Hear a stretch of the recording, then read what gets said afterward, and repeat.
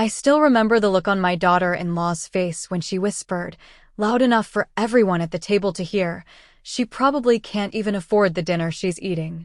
What none of them knew was that the bank statement sitting quietly inside my leather purse would completely destroy everything they believed about me. But this isn't a story about money. It's a story about respect and how the people you love can decide your worth based on what they think is in your bank account. My name is Margaret Collins. I'm 62 years old, and I live in a small brick house in Lexington, Kentucky. I've been a widow for almost 12 years. My husband, Robert, spent 35 years as an electrician before cancer took him away. After he passed, I stopped buying expensive clothes. I drove the same silver Toyota Camry we'd owned for over a decade. I clipped coupons. I shopped at thrift stores. I planted vegetables in my backyard instead of buying them from the grocery store. People assumed I was struggling. The truth was much more complicated. Robert and I had spent our entire marriage living below our means. Every overtime paycheck, every tax refund, every extra dollar went into savings and investments. We never chased luxury because we were chasing security. I never felt the need to explain that to anyone. Then my son, Daniel, married Ashley. At first, Ashley seemed warm and thoughtful. She hugged me tightly at the wedding and told everyone how lucky she was to have me as a mother-in-law. That version of Ashley didn't last long. A few months after the wedding, little comments started slipping into conversations. "Oh, Margaret, this restaurant might be a little expensive. You don't have to bring anything for Thanksgiving. Just save your money. We know retirement is hard these days." She smiled every time she said those things, but her eyes carried pity, or maybe superiority. I laughed them off. Daniel never noticed. Or maybe he chose not to. Over the next 3 years, the comments became more frequent. When they bought a new SUV, Ashley joked that my old Camry belonged in a museum. When I brought homemade gifts for Christmas instead of designer presents, she thanked me politely before placing them in a corner where no one touched them. At family gatherings, conversations about vacations, investments, and new homes always seemed to stop whenever I walked into the room. It wasn't obvious enough to accuse anyone of being cruel, but it was obvious enough to make me feel like I no longer belonged. The hardest part wasn't Ashley. It was watching Daniel slowly begin to see me through her eyes. One Sunday afternoon in Louisville, we met for lunch after church. The waiter handed everyone the menus. Ashley glanced at mine before smiling. "You know, Margaret, they have a senior discount menu if that makes things easier." The table went silent. Daniel looked down at his phone. No one defended me. I smiled anyway, because sometimes silence reveals more than words ever could. And that afternoon, I realized my own family had already decided exactly who they thought I was. They just had no idea how wrong they were. That lunch stayed with me for weeks. Not because Ashley had embarrassed me. Because Daniel had done nothing. On the drive back to Lexington, I kept asking myself the same question. When did my son stop seeing me as the woman who raised him and start seeing me as someone to pity? I had never asked him for money. Never hinted that I was struggling. Never borrowed $1 from anyone. Yet somehow, the story about me had been written without me. A month later, Ashley called. "Margaret, we're hosting Daniel's birthday dinner in Nashville, Tennessee. We'd love for you to come." Her voice sounded unusually cheerful. I smiled. I wouldn't miss it. The restaurant was one of the nicest steakhouses I'd ever seen. Crystal chandeliers hung from the ceiling. The waiters wore pressed white jackets. Luxury cars filled the parking lot. When I arrived, Ashley looked me up and down. I was wearing my favorite navy blue dress. I'd bought it from a thrift store for $28. She smiled politely. "I'm glad you found something nice to wear." I thanked her without reacting. Inside, nearly 20 relatives and friends had gathered. Everyone greeted Daniel with hugs and gifts. When I handed him a simple leather-bound journal, he hugged me warmly. "Thanks, Mom." Ashley glanced at the gift bag before quietly placing it behind the others. Throughout dinner, conversations revolved around promotions, investment properties, luxury vacations, and expensive renovations.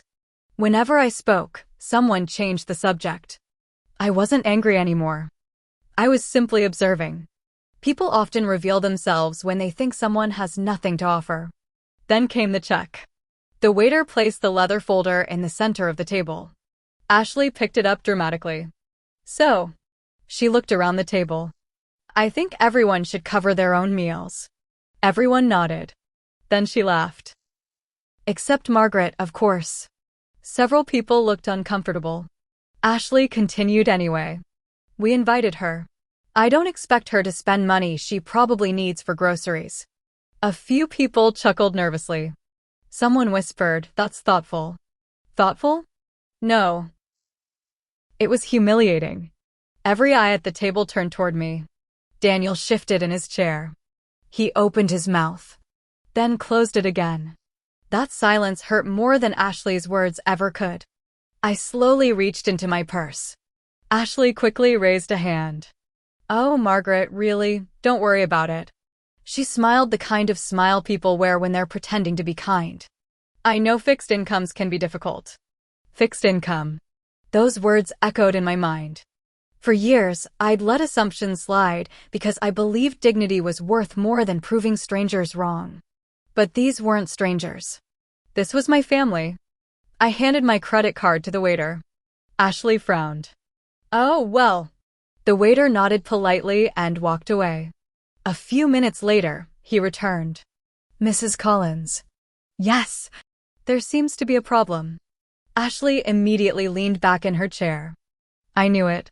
Someone beside her sighed. I'll help cover her meal. Another relative quietly reached for their wallet. Before anyone could move, the waiter smiled. I'm sorry. Everyone looked confused.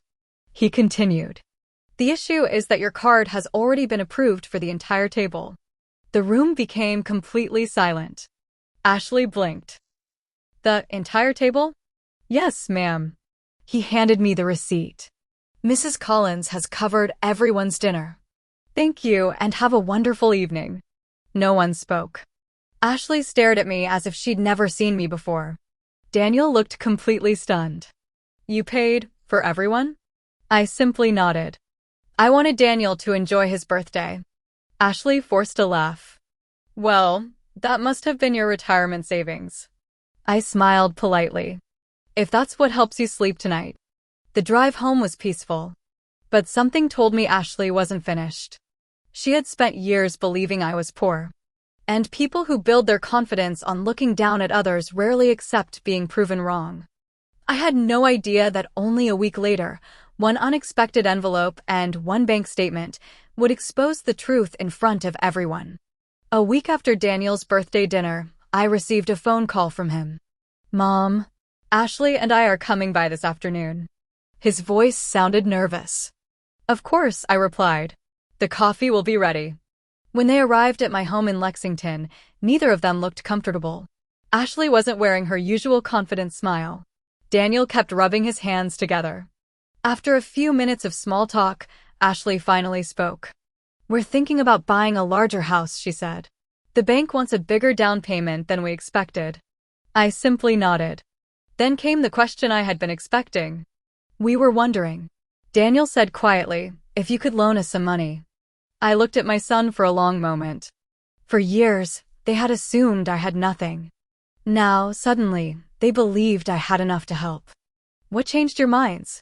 I asked gently. Neither of them answered. Ashley finally admitted, after you paid for everyone at dinner, we realized maybe we were wrong. I smiled, but there was sadness behind it. You weren't interested in knowing me before. The room fell silent. I stood and walked to the small desk in my living room. Inside a folder were documents I'd kept organized for years. Among them was my most recent bank statement. Without saying a word, I handed it to Daniel. His eyes scanned the page. Then they grew wide. Ashley leaned closer. The color drained from her face. The balance wasn't thousands. It wasn't even hundreds of thousands. It was several $1 million, built over decades through careful saving, long-term investing, and the life insurance Robert had left behind. We had lived modestly not because we had to, but because we chose to. Ashley whispered. I don't understand. You thought being frugal meant being broke, I said calmly. Those aren't the same thing. Daniel looked up at me with tears in his eyes.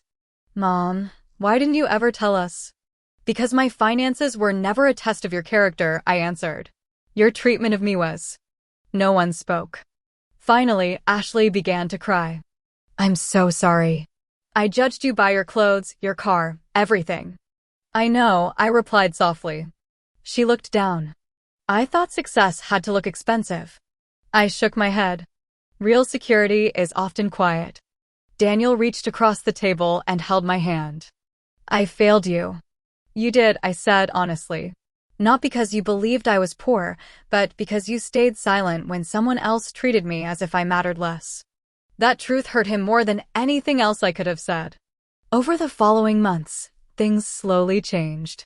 Ashley stopped making sarcastic remarks. She visited without expecting anything. She helped me in my garden, asked about Robert, and listened to stories she'd never cared to hear before.